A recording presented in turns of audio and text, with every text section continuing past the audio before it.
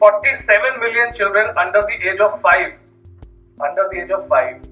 live in areas facing severe air pollution.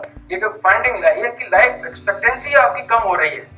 So this is a very very serious issue, and if we become agents of change and agents of communicating this to the larger society, that will be a very very impactful activity.